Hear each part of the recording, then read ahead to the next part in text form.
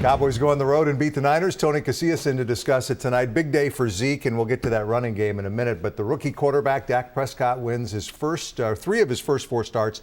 Assuming he continues at this pace, the question everybody's asking is, when Romo's healthy, does he get the job back, or does Dak continue to be the starting quarterback? Well, I think everyone's already asking that question now, and as he's 3-1. I think you got to give some credibility. You got to give some to Tony Romo for what he's done in the past. But certainly, if you look at the games, you have Cincinnati, then they're on the road against Green Bay. If he goes on and goes 5-1, then the question you have to ask yourself, is this team better with the Dak Prescott? Because it seemed every game he plays, he gets an ungodly amount of confidence. It seems like that this offense and this team is rallying around him as a leader. And that's kind of unheard of in the NFL as a rookie, and he just keeps making throws like that, Mike. So it's going to be a question that's going to come up when Tony Romo is healthy. What are we going to do with the situation we hadn't had before is a really good backup quarterback? I think that's the question.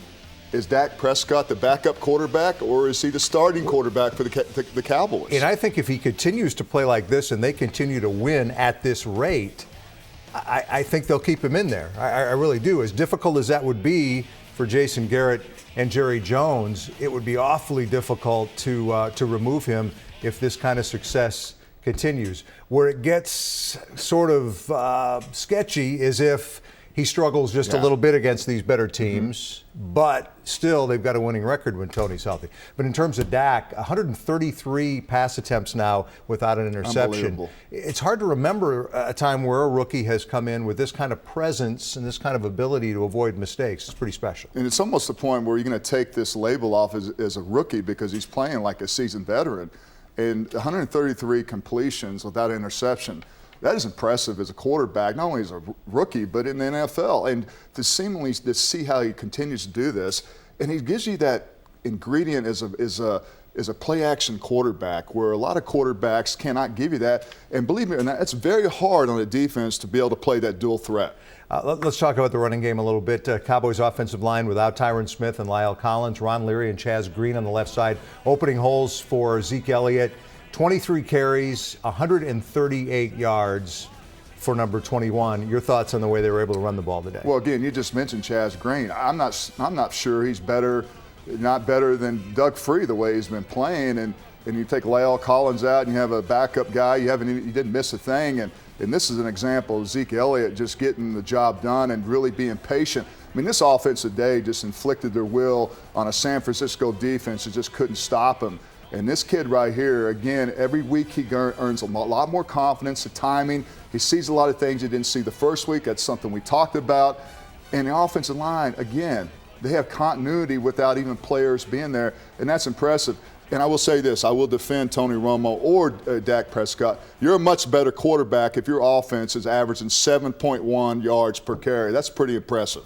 Now, a couple of things on Zeke. The feed me sign. Are you getting tired of that yet? Or do you just think that Linehan and Garrett need to be reminded to feed Zeke the football? I think we get the message that we need to feed it to him. I understand a churn. I thought that was almost like me shaving, and I was going to ask you about it. Mean? Yeah. But whatever works, I have no problem with it. I think he's a very passionate player, plays with a lot of energy.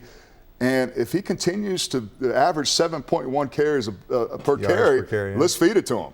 Let's talk about the Dallas defense a little bit, allowing 17 points on the road. And I know it's Blaine Gabbert at quarterback, but there are a lot of Blaine Gabbert-type quarterbacks starting in the NFL right now. They allow less than 300 total yards. Mo Claiborne with the interception late. How's this defense continuing to keep its team in games? Well, it got a little dicey at first. I believe San Francisco was 6 for 6 on third down conversions, and they weren't able to even come close to that the game before. And what they did is that when you play a zone quarterback and a Chip Kelly's offense, it's kind of hard to get your time. And I thought Rod Marinelli did an excellent job. They made plays when they needed to. Tyron Crawford gets a sack. Mo Claiborne, to me, has just continued to get better and better each week and play like that first-round status 4 or 5 years ago. And they're able to get the ball takeaways, and that's a key component for any defense. I don't care who you have playing. if you can get the ball and you can create big plays and negativity, and that's kind of what you like to do in a Chip Kelly offense, then I think you can play a much better, more intense defense, and everything starts to happen a little bit slower. Still not enough pressure on the quarterback, just one sack today. They do get DeMarcus Lawrence back next week, which could make a difference for this team. Oh, yeah. You get DeMarcus Lawrence back. Hope he comes back angry, because they don't really have any guys on the line of scrimmage that are really just a pass rush, and I think DeMarcus Lawrence gives you that. And I hope he's a guy that comes back angry and really can make a big contribution to this defense. Dez Bryant did not play today because of the hairline fracture of his knee. Could come back next week. He had an eventful week. He went AWOL from the team facility. Coach Garrett said that Dez was afraid of the news he might get from an MRI, so he avoided taking the MRI. What were your thoughts on 88's behavior? I thought that was Dez Bryant acting like an immature athlete, someone as a rookie that didn't show responsibility, made his coach look bad in a press conference. This is a franchise that paid him $70 million last year, had a lot of faith in him, and this is how he treats the franchise, the coach, and kind of underlines it.